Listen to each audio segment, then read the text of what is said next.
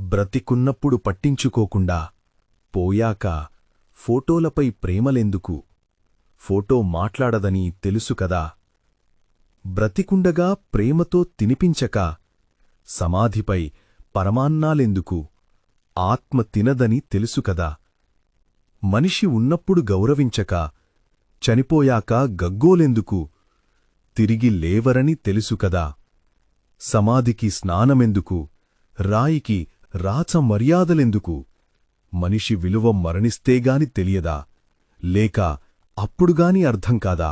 ఈ సమాజంలో ఒకరి సమస్య ఇంకొకరికి నవ్వులాట, ఒకరి జీవితం ఇంకొకరికి చులకన, ఒకరి ఆనందం ఇంకొకరికి అసూయ, ఒకరి బాధ ఇంకొకరికి బరువు, ఒకరి పరువు ఇంకొకరికి పరిహాసం, ఒకరి ఆపద ఇంకొకరికి అవకాశం, ఒకరి బలహీనత ఇంకొకరి బలం.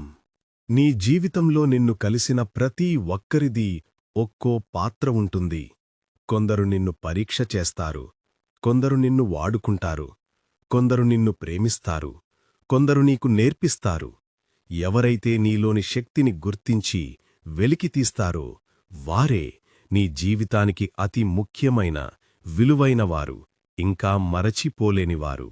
స్థాయిని చూసేవారిని ఇంటికి పిలవకు, మర్యాద ఇవ్వనివారి ఇంటికి వెళ్లకు, వ్యక్తిత్వం లేనివారితో ఏమీ చెప్పకు, విలువ ఇవ్వనివారితో ఏమీ మాట్లాడకు, నోరు అదుపులేనివారికి ఏమీ చెప్పకు, అహంకారం చూపేవారితో కలవకు.